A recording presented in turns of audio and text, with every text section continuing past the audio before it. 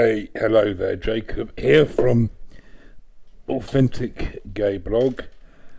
I'm going to do a video about the care review.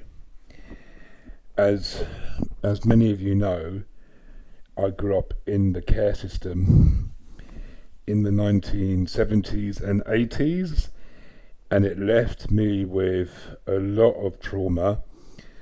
Ironically, I went into the care system to be in a safer place, but it was a case of out of the fire and into the frying pan in terms of the abuse perpetrated on me by my mother was replaced by abuse perpetrated on me by the care system.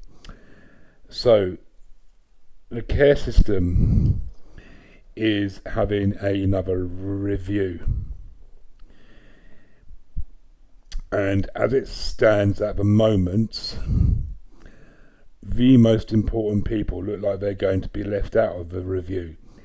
That is the people in the care system at the moment and the people who grew up in the care system, like myself, who I shall refer to as care experienced people.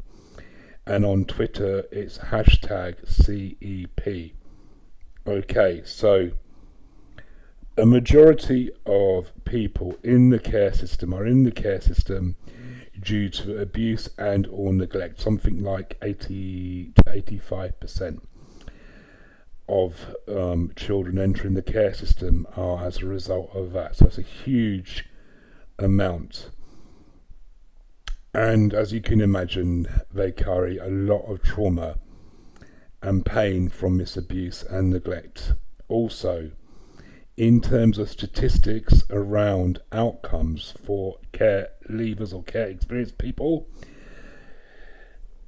we are 7 times more likely than the rest of the population to die before the age of 25.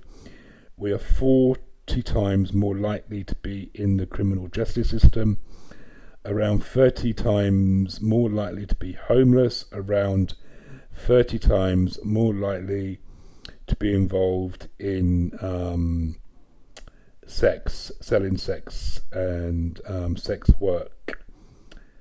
Now, this isn't because we are bad people. This is because we are let down badly by the system, in terms of so many of us falling through the gaps. There is some positivity. Around 6% of us go to university. However, this is much smaller than the amounts of people who grow up in families going to university. Again, it's about the system, not the people. Okay? So I feel quite strongly about this. I feel the whole it needs to be torn down and rebuilt. Basically, it is not fit for purpose. There are odd bits of good practice, and there is some good work happening. However, on the whole, it's not a great experience for many of us. Kids today end up with something like at least 2 different social workers a year, numerous placement changes, or numerous living in different foster carers and living in different children's homes. Obviously, this is not good for stability and positive outcomes, and it adds more to the narrative that many of us have in our heads that we are bad people, and somehow if we had been better, then we wouldn't have been abused and neglected by our parents. Okay, so I would start quite clearly with this. I would start with a question. Would we put our children, the people around the tables who are having these discussions, would we put our children in the current care system as it stands now? And if any of them said yes, they would be lying. They will say no. And that tells us all we need to know. If it's not good enough for their children, then it's not good enough for us. Simple as that. Also, in terms of the second question would be, how can we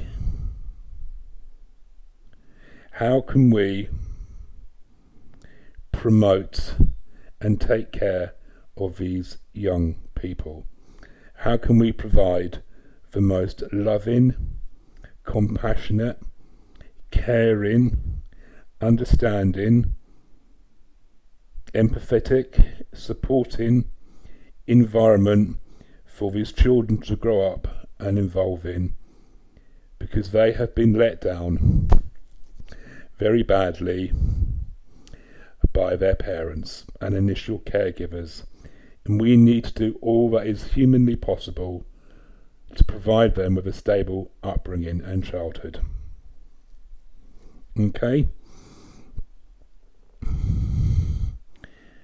I would make a commitment to reduce these awful statistics and build this into any legislation that happens around the care review.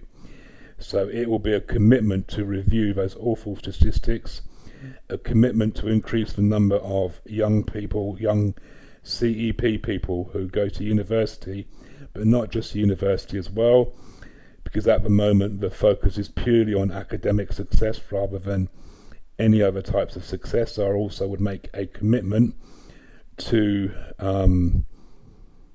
increase general success and well-being in a holistic way. So this is whether they want to be a car mechanic, a hairdresser, a fitness instructor, whatever it is, I would promote that and encourage that and put that into any legislation. A movement away from siloing young people to purely just go to university and make that the only positive outcome that is measured in some way. It would be to support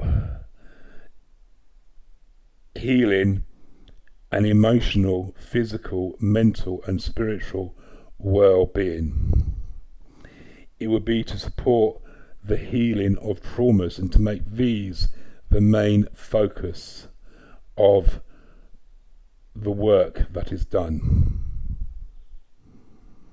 It would be to support foster carers, social workers and residential staff and anyone working with CEP young people much better, to help them achieve better outcomes for young people. It would be to end jargon, do away with the term corporate parent, do away with the acronym LAC, as in looked after child, LAC. Anyone see a problem with that word, LAC? To do away with terms such as placement. When you're saying placement, it's like you're saying it is an object, not a person. These are people we are talking about. These are young people who carry a lot of pain from their childhood experiences, who need love and concern and compassion and understanding, not to be treated like objects, not to use terms like export and import when we are talking about a young person who is from Surrey, who is going to live with foster parents in Hackney, and the terminology is export, import, like we are goods, like we are services, like we are boxes of coffee or something. It is wrong. So we need to end that. We need to create an environment that is safe and takes care of the needs of young people who are from minority groups. So this is whether these are people who are more likely to experience racism because of the colour of their skin, or their ethnic origin, their religious beliefs or their religious stuff, and whether or not we're a sexual minority, whether they're lesbian, gay, bisexual, transgendered, etc. We need to ensure the system is working extra sensitively to support these young people, because they will carry an increased level of anxiety around their issues in terms of their life and stuff like that.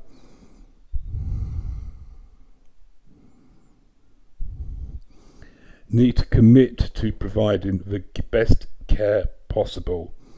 And above all of this needs to be done with love. Okay? Yes, love. We need to, as best we can, replicate the concept of a family. Not the traditional family from 30 years ago, but the modern concept of a family, i.e. one or more adults taking care of children in the best way that they can. Now, much of this does require a lot more extra money being put into the system. But above all, what this requires is a commitment from government, and a commitment from a variety of organisations, whether they're statutory or non-statutory, whether they're voluntary organisations, or whether it's the Department of Health, the Department of Education, the Department of Work and Pensions, and that's another one. We need to end completely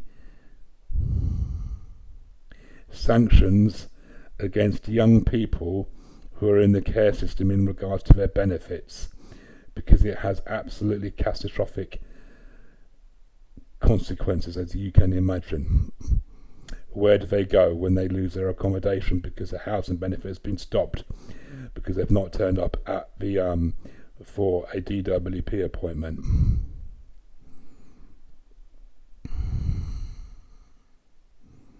And we also need to end the stigma as well. So there needs to be a commitment to ending stigma and discrimination faced by care experienced people.